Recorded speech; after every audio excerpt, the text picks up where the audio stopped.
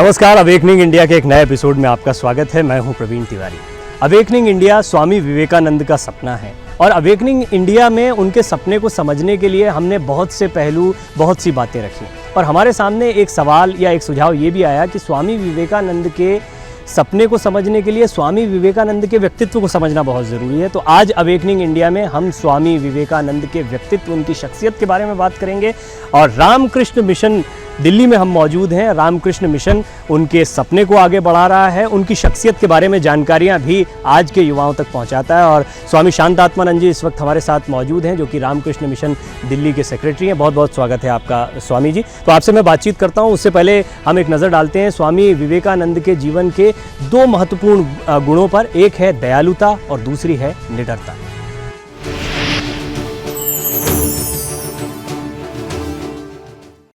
एक दिन जब नरेंद्र अपने मित्रों के साथ कसरत करने के लिए एक भारी झूला लटका रहे थे, काफी लोग उसे देखने के लिए एकत्रित हो गए। ओह, ये बहुत भारी है। उनमें एक अंग्रेज नाविक भी था। नरेंद्र ने उसे सहायता करने को कहा। महोदय, कृपा करके क्या आप हमारी सहायता करेंगे? परंतु जैसे ही नाविक ने उस भारी झूले को उठाया, वो उस पर गिर पड़ी और नाविक बेहोश हो गया। नरेंद्र व उनके एक दो मित्रों को छोड़कर सभी एकत्रित लोग वहां से भाग गए, ये सोचकर कि नाविक की मृत्यु हो गई है। नरेंद्र ने जल्दी से अपनी धोती से टुकड़ा फाड़कर घाव पर पट्टी की व नाविक के मुंह पर पानी के छींट मारकर उसे पंखा करने लगे। जब नाविक को होश आया, नरेंद्र व उनके मित्र उसे उठाकर पास के छात्रावास में ले गए। नरेंद्र व उनके मित्रों द्वारा एकत्रित कुछ धन राशि भी नरेंद्र ने उसे दी।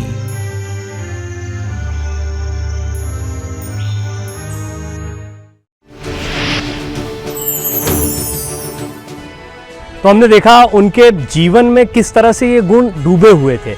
अब स्वामी जी हम बढ़ते हैं स्वामी विवेकानंद के व्यक्तित्व की तरफ। हमने देखा निडरता, उदारता, ये तो उनके जीवन के गुण थे, या यूँ कह सकते हैं कि उनमें हमेशा से ये चीज़ें निहित थीं।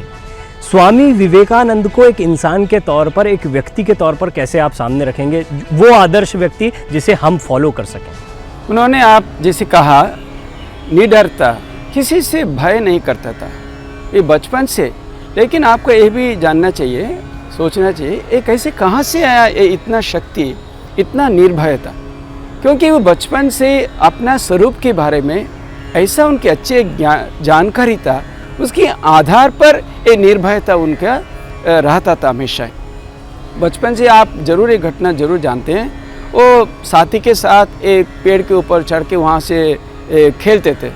सो उसकी घर की जो वृद्ध एक व्यक्ति, उन्होंने आया, कोई सज्जन समझाया, नहीं नहीं ऐसा मत करो, लेकिन वो तो सुनने वाले नहीं थे। तो इसीलिए इन लोग के डराने के लिए कहा, उसके ऊपर एक बड़ा एक भूत है, वो ब्रह्म देते रहता है, वो सबको गाड़ ये कर देता है, गर्दन तोड़ देता है बच्चों को। सो लेकिन वो बोल के चले गए, बाकी सब बच्चे लोग वहाँ से डर के चले गए।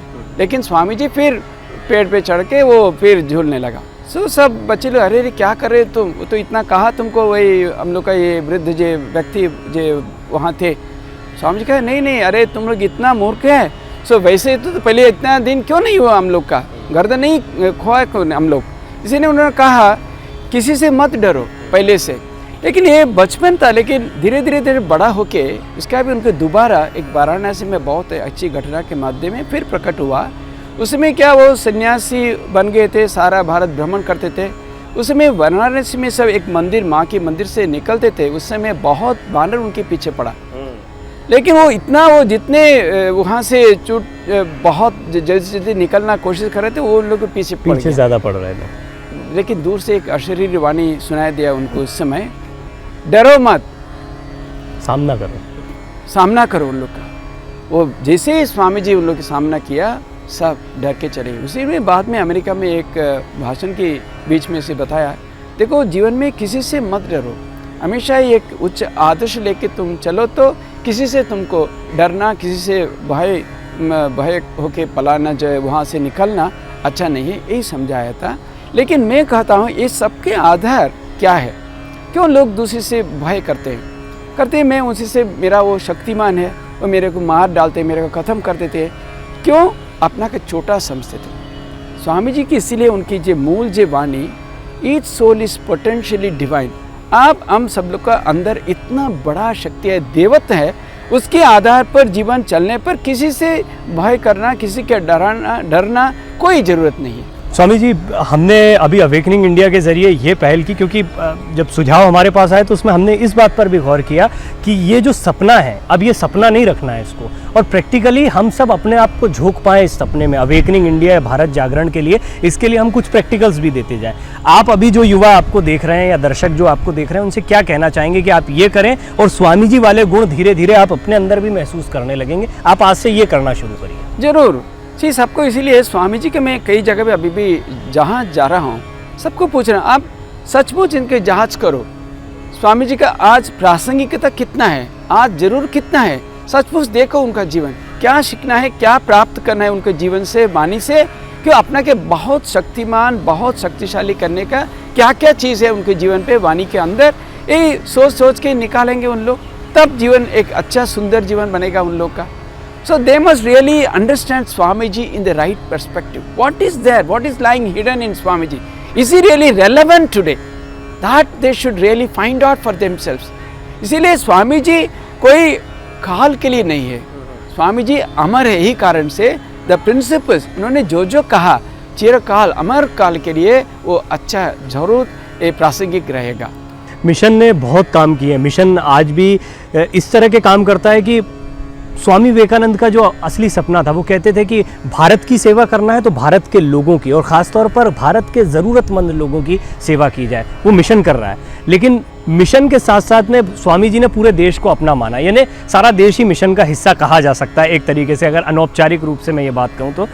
क्या ऐसे में हम लोगों को इस चीज़ को, इस निडरता को, इस दयालुता को दिखाना भी होगा, आगे बढ़कर उन लोगों की मदद भी करनी होगी? इसीलिए हम लोग कहीं कितना इतना कार्यक्रम लिया से हम लोग का जो राहत कार्य चलता रहता है। कोई अभी भी देश में कई जगह पे जहाँ फ्लड्स इत्यादि हुआ, ज़्यादा से ज़्यादा पानी, वहाँ अभी भी रिलीफ काम चल रहा है। सो हम लोग के कितनी अस्पताल, कितनी स्कूल, सबको माध्यम में सिर्फ पढ़ाई, सिर्फ चिकित्सा इतना नहीं है, उसके अंदर ये भी हम लोग धीरे धीरे डालना, इतनी तो सबको शिक्षा देना प्रयास कर रहे हैं हमेशा है। जैसे इस सब गुनावली लेके स्वामी जी तो कहा, वो भी जानते थे ये रामकृष्ण मिशन एक प्रतिष्ठान कितना कर सकते हैं। मान लीजिए हम लोग 1500 सन्यासी आज है, इसमें भी ये देश का जितना प्रयोजन है, सारा पृथ्वी का कितना प्रयोजन है, जितना प्रयोजन है हम लोग आंशिक भी नहीं कर सकते हैं। इसीलिए ये एक मॉडल रख के, एक आदर्श रख के, सारा पृथ्वी मूलतः भारत देश, इसकी बात सारा पृथ्वी भी इसकी अनुकरण करें, इसमें रास्ता पे चलें, एक बहुत सुंदर हम लोग पृथ्वी तैयार कर सकते हैं। स्वामी जी, जो वक्त था स्वामी विवेकानंद का, ठाकुर का, रामकृष्ण परमहंस का, उस समय पर आध्यात्मिकता का, या यूं कहा जाए कि आध्यात्मिकता को समझने का उतना पतन नहीं हुआ था। लेकिन आज जिस तरह से हम कंपटीशन में भागे जा रहे हैं, कंपटीशन के अलावा कुछ नज़र नहीं आता, भौतिक तरक्की के अलावा कुछ दिखाई नहीं पड़ता, गाड़ी, बंगला, पैसा, इसके अलावा कुछ, ये एक बड़े पैमाने पर जो देखने को मिलता, हो सकता है सत्य इससे कुछ अलग हो, लेकिन जैसा हम देख पा रहे हैं या ज़्यादातर लोग देख पा रहे हैं, आपको लगता है कि उस समय पर जो अध्यात्म की बातें थी वो आज भी उतनी मौजूद हैं, और स्वामी विवेकानंद आज भी उन बातों को उसी तरह से कहते जैसे उस वक्त कहा? जी, आज क्या, सिर्फ आज नहीं है, चिरकाल, हमेशा के लिए, सर्वकाल के लिए ये आध्यात्मिकता, जीवन आध्यात्मिक एक दृष्टि के ऊपर उसकी ढालना, उसकी नज़र पर चलना सर्वकाल के लिए बहुत जरूरी है, बहुत प्रयोजन है। लेकिन देखिए आज की वातावरण, जब picture, the outer picture has change today, तस्वीर बदल गया, लेकिन इसके अंदर जो चीज़ प्रयोजन है आज भी बहुत प्रयोजन है। लेकिन अभी कैसे इसके लोग के साथ हम लोग इसके प्रेजेंट करेंगे, ले जाएंगे, हम लोग को भी सोचना है। तो मान लीजिए आप सब कैरियर ओरिएंटेड हो गए, पैसा कमाना चाहते हैं, सचमुच अच्छा है, लेकिन मैं हमेशा ही उदाहरण देता हूँ। मान लीजिए आप बहुत एक बड़ा 10 मंजिल घर पे आप रहते हैं, बहुत बड़ा एक पैलेस में रहते हैं, आप घर से निकलते इतना गंदा, इतना क्या अशिक्षिता, इस सब रहने में आप क्या कभी भी आपका सेफ, कभी भी आप सोच सकते हैं? आपको तो हमेशा डर के रहना है। अब जब विकास में पूरे समाज का विकास नहीं हो सकता, सिर्फ अपना विकास कर लिया। आपकी अपना के लिए, आपकी दूसरी की सेवा करने का प्रयोजन है अपना अच्छा रहने के लिए। For you to live happily, peacefully, you have to serve others. क्योंकि आप जब निकलते हैं आप सारी तरह कूड़ा गंदा, आप तो डर लगता है अरे मैं चल जाऊं या सब तोड़ फोड़ सब ले जाएंगे। So in the interest of your own life you must look at the welfare of others. हम आपको बताएंगे कि इसके लिए आपको क्या करना है, क्योंकि स्वामी जी के असाइनमेंट्स भी आपको मिलते हैं कार्यक्रम के जरिए। तो एक छोटे से ब्रेक का वक्त हो गया, ब्रेक के बाद फौरन लौटते हैं, अवेकनिंग इंडिया का ये सफर जारी रखेंगे। लेकिन ब्रेक पर जाने से पहले हमेशा की तरह स्वामी विवेकानंद के एक सशक्त विचार के साथ आपको छोड़े जा रहे हैं।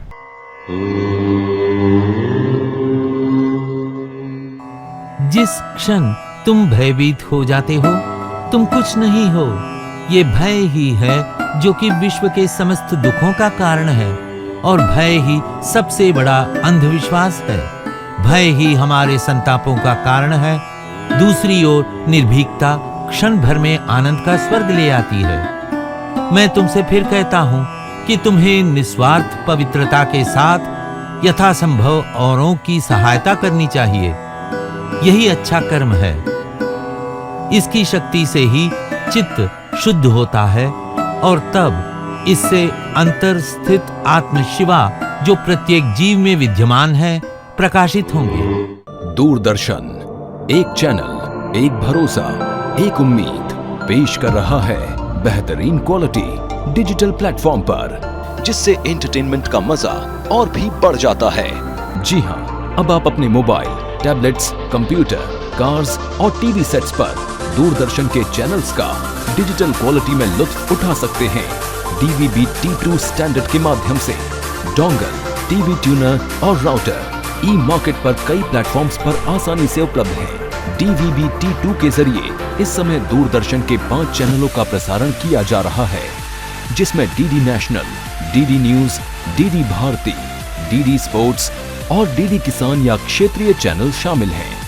देश के 16 शहरों में ये सुविधा दर्शकों तक पहुंच रही है, जिसमें दिल्ली, लखनऊ, जालंधर, मुंबई, अहमदाबाद, भोपाल, रायपुर, इंदौर, औरंगाबाद, कोलकाता, पटना, रांची, गुवाहाटी, कटक, बेंगलुरु और चेन्नई शामिल हैं। अधिक जानकारी के लिए हमारी वेबसाइट पर लॉगिन करें www.ddindia.gov.in। सरकार की कोशिश, घर घर हो DD फ्री डिश। मनोरंजन की दुनिया में धमाल बिना किसी मासिक भुगतान के, बिल्कुल फ्री। फैमिली एंटरटेनमेंट का कंप्लीट पैकेज, जिसमें है 80 TV channels, news views, serials, music, films, sports के साथ साथ मौजूद हैं 40 radio channels. DD free dish, आपके सपनों का डिश। ब्रेक के बाद अवेकनिंग इंडिया में एक बार फिर आपका स्वागत है। रामकृष्ण मिशन दिल्ली के सेक्रेटरी स्वामी शांत आत्मानंद जी हमारे साथ लगातार बने हुए हैं, और हम ब्रेक से पहले बात कर रहे थे कि सिर्फ अपनी भलाई सोचने में समाज का भला नहीं है, पहली चीज़। दूसरा, जब आप समाज का भला सोचेंगे तो आप अपने लिए एक अच्छे समाज का निर्माण करेंगे, और अपने सुख के बारे में भी सोच रहे हैं। जब आप समाज के बारे में सोच रहे हैं, आपने ये बताया कैसे, लेकिन आजकल लोग ये कहते हैं, पहली चीज़ ये आती है कि समय नहीं है हमारे पास, तो हम तो इतना काम कर रहे हैं, इतनी मेहनत कर रहे हैं। तो वो उन परिस्थितियों से तो सामंजस्य बैठाने की कोशिश करते हैं, चाहे वो कूड़ा करकट हो या उनके लिए अनसेफ समाज बन रहा हो, लेकिन वो फिर भी कहते हैं कि हमारे पास इसके लिए समय नहीं है। इसीलिए देखिए, जगत में आज अब जहाँ जहाँ ज़्यादा पैसा, वही जगह पे जगह जगह दुख, जगह जगह कष्ट। आपकी देख लीजिए, जापान, अमेरिका में ज़्यादा से ज़्यादा सुइसाइड क्यों हो रहा है? जापान तो इतनी एडवांस्ड कंट्री हम लोग कहते हैं, क्यों? तो सिर्फ पैसा से जीवन में भरपूर नहीं हो सकते कभी भी। There will always be a vacuum shortfall. क्योंकि क्यों, आप थोड़ा भी कोशिश करो दूसरे के लिए कुछ करने के लिए, मन में कितना आनंद, कितना शांति मिलेगी। क्यों? मान लीजिए, ये भी उदाहरण हमें हमेशा देता है। मान लीजिए आपका कुछ, आप स्कूल की छात्र है, आपके पास बहुत अच्छा कुछ खाना, कुछ मिठाई कुछ है, आप अकेला कोई छुपा के पूरा खा लेते हैं, एक तरीका आनंद मिलेगा आपका। लेकिन आप सब 10-15 मित्रों के साथ थोड़ा बांट के खा लेंगे, आपका शेयर कम हो सकता है, लेकिन आपका आनंद बहुत गुण। इसीलिए there is an inbuilt satisfaction and happiness in serving others, in sharing with others. लेकिन आप प्रयास नहीं करें, कैसे आपको पता चलेगा? You must get into it, attempt it. जो किया उन्होंने जानते हैं। लेकिन हम लोग भी एक छोटी सी उदाहरण देता हूँ। हम लोग अपना कोई परिवार नहीं है, अपना के लिए कुछ नहीं करता हूँ, लेकिन इतना लोग का सुख दुख सब लेके हमेशा ही बैठता हूँ। सुबह से रात तक आते रहते हैं व्यक्ति सब, कितनी अपना अपना प्रॉब्लम लेके।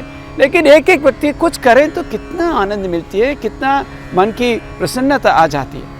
So there is always a tremendous joy even if you do the least for others. That is the real mantra for a successful life. आप अगर ये कहते हैं कि इससे ये नहीं हो सकता तो भी पहले आजमा के तो देखिए। मतलब सिर्फ सोचते रहने से, सुन लिया और उसके बाद में एक डिसीजन सुना दिया, इससे बात नहीं बनेगी। आप आजमाइए और आपको महसूस होगा कि हाँ ये सत्य है। और ये सत्य नहीं है, सिर्फ यही सत्य है कि जब आप दूसरों को सर्व करेंगे तब आपको शांति मिलेगी। कार्यक्रम के दौरान हम कई दूसरे धर्मगुरुओं, मोटिवेटर्स, इन तमाम लोगों की बात भी दर्शकों के सामने रखते हैं। तो ऐसे ही जाने माने मोटिवेशनल गुरु हैं दिनेश कुमार जी, उन्होंने भी अवेकनिंग इंडिया के लिए अपना मैसेज भेजा, तो उनकी बात को भी हम कार्यक्रम में शामिल करें।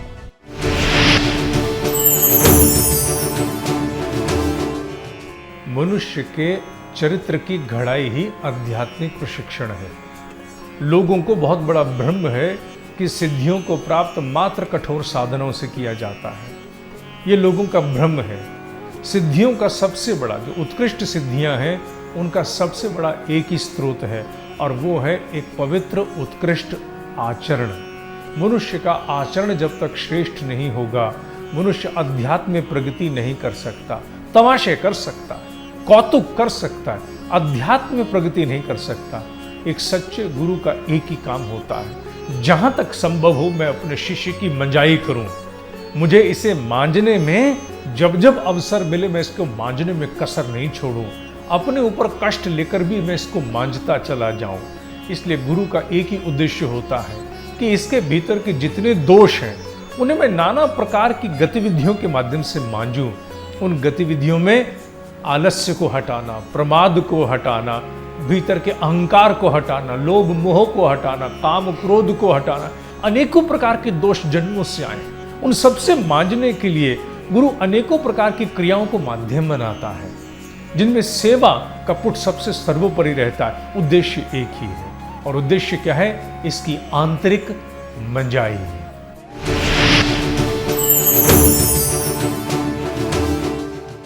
तो ये स्वामी जी के व्यक्तित्व के बारे में आज अवेकनिंग इंडिया में हम बात कर रहे हैं, और दिनेश कुमार जी ने भी जैसे उनकी शख्सियत के बारे में कुछ बातें बताई। अब स्वामी जी, एक महत्वपूर्ण बात ये आती है कि स्वामी विवेकानंद ने एक बात कही थी कि उन्हें ऐसा लगता है कि उनके जैसे चंद एक भी लोग हो गए, कुछ एक और स्वामी विवेकानंद या उनकी सोच की, उनकी विचारधारा के कुछ और लोग तैयार हो गए तो देश का कल्याण हो जाएगा। अभी आप जब मिशन को आगे बढ़ा रहे हैं, इस बात को आगे बढ़ा रहे हैं, कई युवा आपके पास आते हैं, वो स्वामी विवेकानंद को जैसे फ़ैन फॉलोइंग नहीं होती, हम हमेशा बात करते हैं कि स्टार्स की फ़ैन फॉलोइंग होती, वैसी फ़ैन फॉलोइंग आपको लगता है कि सिर्फ फ़ैन बन रहे हैं उनके, या वाकई उनको आत्मसात करने की कोशिश भी की जा रही है? नहीं, ज़रूर कर रहे हैं आत्मसात करने के लिए, लेकिन देखिए इसके लिए बहुत लोग के मिल के काम करना चाहिए। स्वामी विवेकानंद का तरीका, पर्सनैलिटी हमेशा वैसे नहीं आती। 100 साल, 200 साल, 300 साल में एक व्यक्ति ऐसे आते हैं, क्योंकि the biggest problem of Swami ji he was far ahead of his times. मेरे ख्याल से 500 बरस लगेगा कम से कम टू अंडरस्टैंडिंग। 500 साल की बार उसके बाद ही ठीक समझ पाएंगे स्वामी जी क्या किया, क्या कहा। इसीलिए उन्होंने अंत में ही कहा, एक दूसरा विवेकानंद होते तो वो उसकी समझ में आ जाएगा मैं क्या किया। It was so difficult for him, क्योंकि उनके गुरु भाई भी ठीक से उनको समझना नहीं सक्षम थे। He was so brilliant, so extraordinary, so advance, so ahead of his times. इसलिए सबको बहुत दिक्कत था, फिर भी उन्होंने बहुत कोशिश किया अपना के सब थोड़ा नीचे लाके to bring him down to the level of the others. बहुत कुछ कहा। इसीलिए हम सब लोग का इतना ही है, हमेशा ऐसा पर्सनालिटी की भी ज़रूरत नहीं है। उन्होंने जो किया, जो बताया, इसी लेके ये देश फिर अपना गौरव पे पुनर्स्थापित जरूर हो जाएंगे। लेकिन इसके लिए आपका, मेरे को, सबको मिलके अच्छी तरह काम करना चाहिए। स्वामी जी का वाणी, स्वामी जी का विचार हर जगह भी ले जाना चाहिए, स्कूल के अंदर, कॉलेज के अंदर, सब छात्र छात्रियों का, विशेषतः युवक के लिए हम बहुत हमेशा ऐसे प्रोग्राम, ऐसे कार्यक्रम लेना चाहिए। बहुत कुछ करें, आप जरूर पेपर में भी देखा होगा। और आपने हमेशा कहा है कि किताबें, जो खासतौर पर साहित्य मौजूद है, उसको ज़्यादा से ज़्यादा पढ़ना चाहिए ताकि आप स्वामी विवेकानंद को कुछ समझ पाएं। हाँ, जरूर किताब तो पढ़ेंगे, उसके साथ की किताब के साथ ऐसा एक पर्सनल कांटेक्ट, व्यक्तिगत जो इंटरेक्शन होता है ना, उससे से ज़्यादा उनकी प्रभाव आ जाती है। People they read books, much more than that is a personal interaction. इसीलिए कई जगह पे हम लोग यूथ सेंटर्स खुले हुए, यूथ फोरम्स खुले हुए, इसी से ज़्यादा प्रभाव फैल जाएगा। आपके पीछे हम ये भव्य रामकृष्ण यानी ठाकुर का मंदिर भी देख रहे हैं। स्वामी विवेकानंद की शख्सियत की एक और जो बात थी वो थी ज़बरदस्त तर्क बुद्धि। ज़बरदस्त तर्क बुद्धि थी उनके अंदर, वो खुद कहते भी थे इस बात को। और जैसा आपने कहा कि उनको उनके गुरु भाई नहीं समझ पाए, उनको कोई समझ पाया तो ठाकुर समझ पाए, उनके गुरु समझ पाए।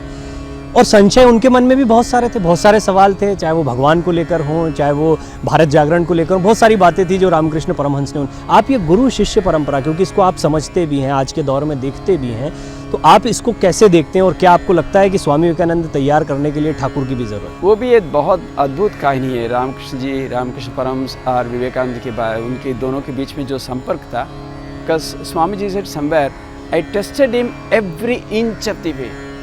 बहुत परीक्षा करके बाद में उनको माना। इतना सहज नहीं था, क्योंकि जब श्री रामकृष्ण शरीर छोड़ने का मान लीजिए 1-2 दिन का पहले के बाद, उस समय स्वामी जी मन में सोचा अभी वो श्री रामकृष्ण कहेंगे तो वो कौन है, मैं जरूर मानूंगा। तुरंत श्री रामकृष्ण कहा अभी भी क्या नरेन, इतने दिन के बाद अभी भी तुम्हारा मन में संशय है?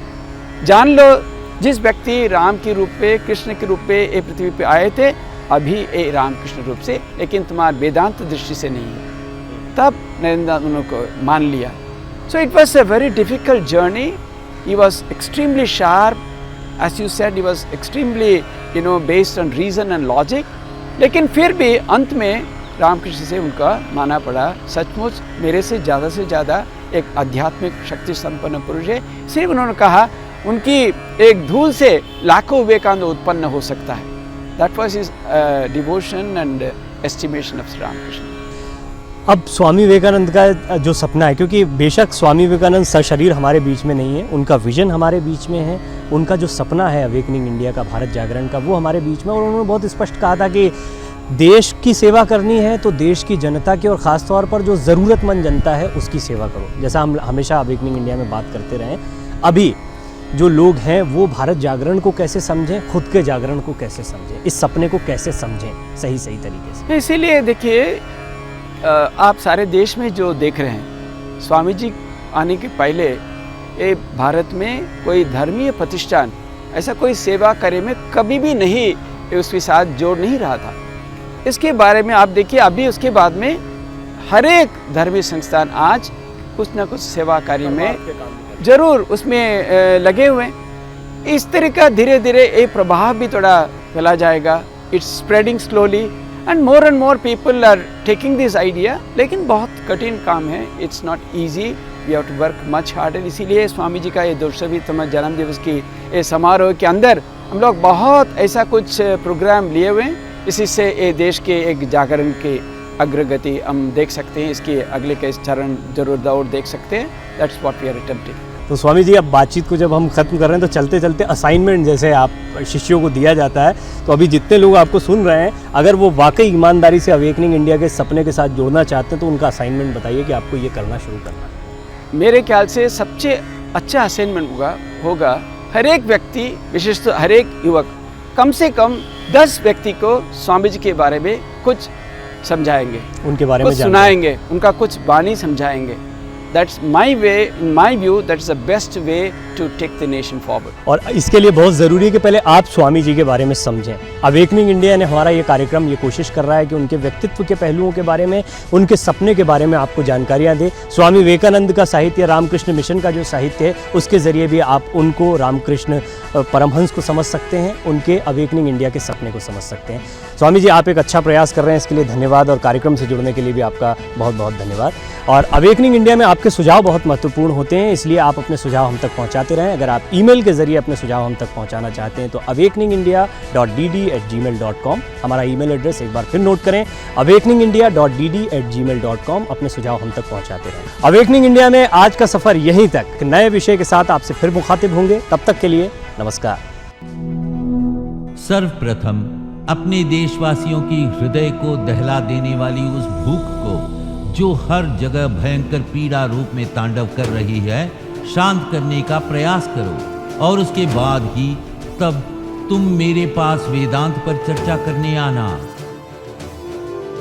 उन सैकड़ों भूखे प्यासे मरते लोगों की जान बचाने के लिए ही अपने जीवन को न्यौछावर कर देना वेदांत धर्म का सार है।